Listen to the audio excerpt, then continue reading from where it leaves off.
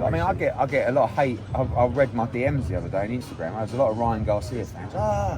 Stop doing this to Ryan. Stop that. Like, this is a really simple situation. Ryan Garcia failed a drugs test, 2 drugs tests. When he entered the ring that night against Devin Haney, he had performance-enhancing drugs in his system. Now, I've seen the stuff about the levels. I think it was reported, confirmed 60 times the level of what you're allowed. It's quite a lot, and you could talk about it's only point this and point that. Guys, come on, right? Now, what I've said before, and I've said it again, to Ryan Garcia, to all the Ryan Garcia fans around the world, I really hope he's innocent. I even give him the benefit of the doubt, right? I like innocent until proven guilty. But we have to deal with the reality, which is this. Whatever happened, whether he cheated or whether he was unlucky, he had performance-enhancing drugs in his system when he boxed Devin Haney, okay? Unlucky or not, that's fact.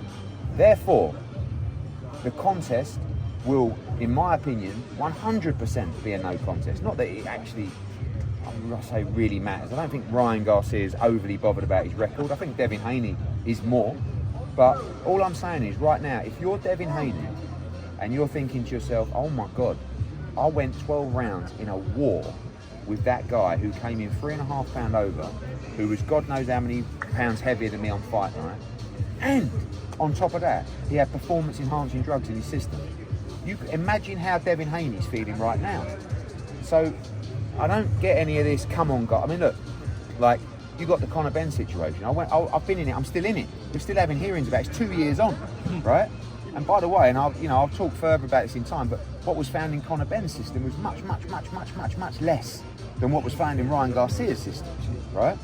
And I fully believe Conor Benn, right? I've been through various hearings with him, and Ryan's got to go through all these hearings. Like I say, I give him the benefit of the doubt, but what we can't do is just ignore the reality, which is he had performance-enhancing drugs in his system in the fight. And I'll tell you one other thing that is just, I mean, I listened to Gervonta Davis.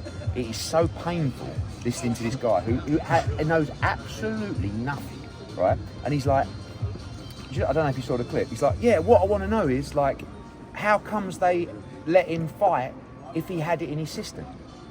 It's like, the test's on Friday and Saturday. Yeah, but why didn't they get it back within 3 days?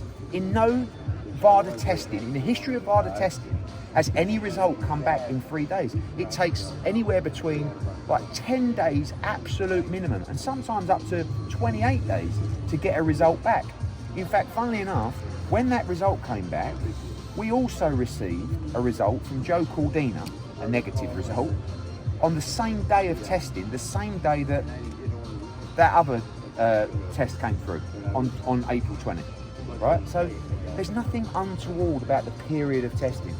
One of the things that people keep talking about, and they do have a point, this whole, what is the point in testing on Friday and Saturday if you're not going to get the results back in time and you allow someone to enter the ring? I disagree with that. You still have to test to find out if someone did cheat. What are you going to do? Stop testing 2 weeks before and go, okay guys, we're not going to test anymore, you can do what you want. So, I don't know enough about these substances, I don't know enough about the nanograms and pictograms and all this bullshit. We deal in reality, which is this. He entered the ring with performance-enhancing drugs in his system, okay? Now he has to prove that he didn't take them intentionally. If he didn't take them intentionally, I feel really sorry for him, and I hope innocence prevails. If he did take them intentionally and he cheated, that's another story, and he, arguably should never be able to fight again. I believe him in this situation because I want to give a fighter the benefit of the doubt. I don't know him, I've never spoken to him. But when you're sitting there saying, oh, I wasn't taking peds, I was smoking weed and I was drinking every night, and then you see clips of him and IV drips in and all this sort of stuff, it ain't a good look. So if I was him, just stay professional at this point, let your lawyers deal with the situation. Hopefully he was unlucky, but we have to go through due process. Eddie.